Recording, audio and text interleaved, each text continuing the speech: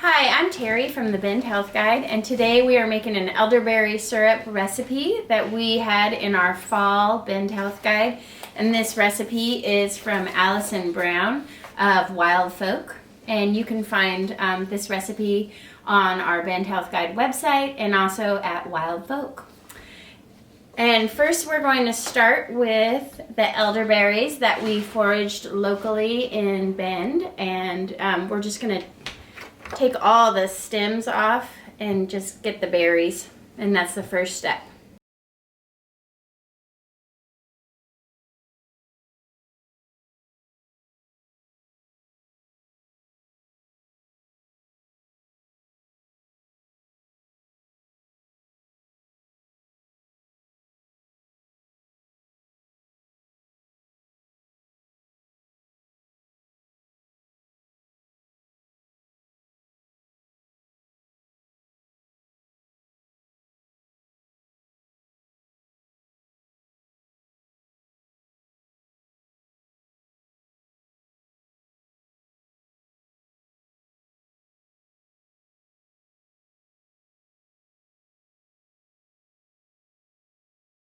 Taken all the berries off of the vine, and we're ready to begin making our elderberry syrup. And first, Liam is going to pour the elderberries into this singing bowl where we will bless them and sending a Reiki symbol of healing intention for this syrup to be a healing tonic for our family.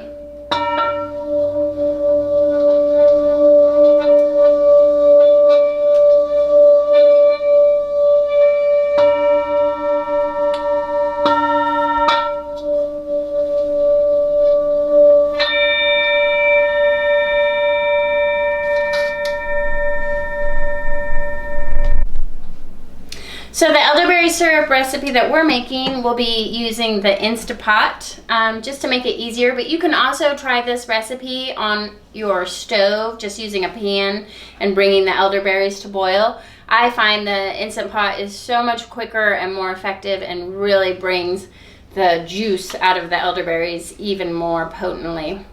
And we're going to start with 2 cups of blue water, and this is water that we have had in the supermoon Pisces full moon of this month, harvest month. So it was infused with the harvest moon energy, just adding even more moon water energy to our elderberry syrup. But you can just use 2 cups of cold water, any water. It's nice if you have filtered water. And we'll pour that in.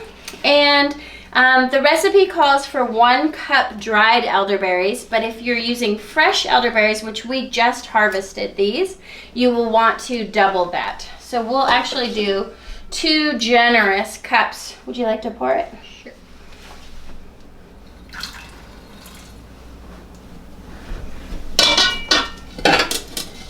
And it looks like we're going to have quite the bounty to have even more elderberries just to dry, or you can also make elderberry gummies that you can, kids love to eat the elderberry gummies. So we have more elderberries to play with because we have much more than we need for this recipe.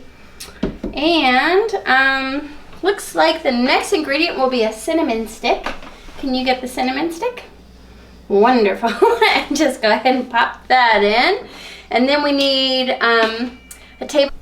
And the next ingredient will be ginger, and we're going to do a tablespoon of ginger. So if you just want to hold that there. And I love fresh grated ginger the best. And I'm just going to tap that in. And ginger is so good for the immunity too, and blood circulation. It's such a good winter's herb warming.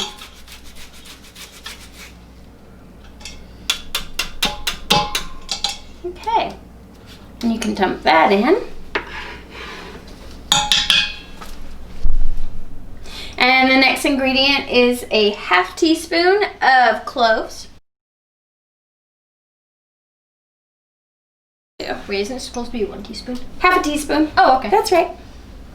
And that's cloves. And then the next ingredient is... The next ingredient is 10 cardamom pods. Then we have 5 Star Anise, and 2 halves of a split vanilla bean. And also orange peels. And then just set your Instant Pot for manual for 12 minutes and on high pressure, and just let the elderberries really steam up. If you notice, honey is the one ingredient that we didn't use yet. So you're going to want to save the honey. That part's going to come at the end where we add the honey in the end. So make sure you didn't put your honey in, and every other ingredient is in the Instant Pot now, and it's just going to high pressure boil it up, and then we will be ready to make the elderberry syrup once it's done. And the elderberries have cooked for a full 12 minutes on high pressure, and now I'll just release the pressure valve. And I like to say this is when you can give yourself an elderberry syrup facial, because the smell is intoxicating.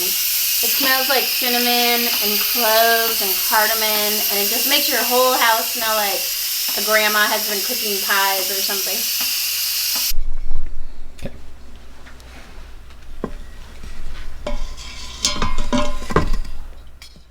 And just make sure you don't open the one pot until all the steam has been released, and then you can just give your elderberry syrup a little stir and just mixing in all the ingredients one last time.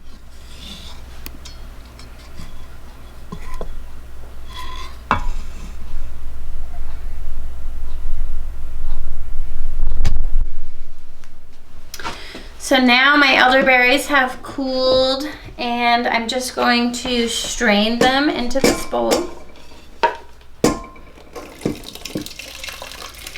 And all that luscious syrup.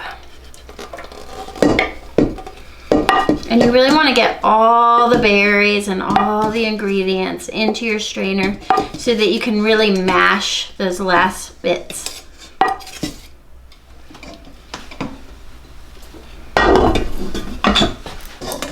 And so I'm mashing into the strainer. And I find this to be a lot easier than cheesecloth, which just to me is really messy. I just prefer to just do the strainer and mash. With the cinnamon, the vanilla, and the mashing, and getting every last drop of that goodness elderberry.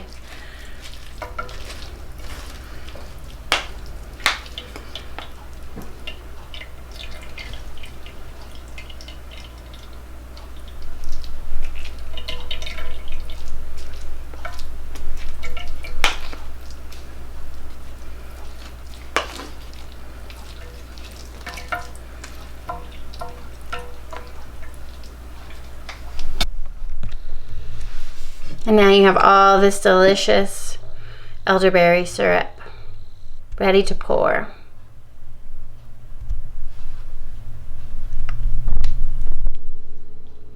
And next, the final step is to just pour our honey into the elderberry syrup. And this is local Central Oregon raw honey from wildflower bees. And I'm just gonna pour that into the syrup, and this makes the syrup taste good, so your kids will drink it up when they have a cold. And I'm pouring this jar holds an entire cup of syrup. So this is where, an entire cup of honey, and so this is where it becomes a much more syrupy texture.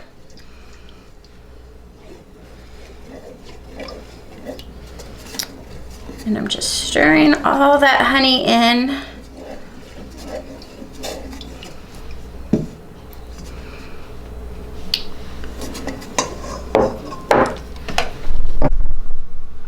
And before I pour the elderberry syrup into the bottle, now that it's been mixed with the honey, I'm going to just pour it into my nice measuring cup, which makes it a lot easier. And I have this nice medicinal bottle and a funnel.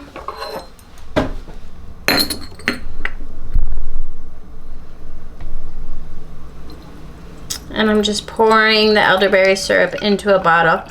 Because we used raw honey and not sugar, this will need to be refrigerated. So as soon as I finish this pour, I'm going to seal it and put it in the refrigerator. If you use sugar, you can keep it out on the shelf, but I just prefer raw honey, and so I don't mind refrigerating it.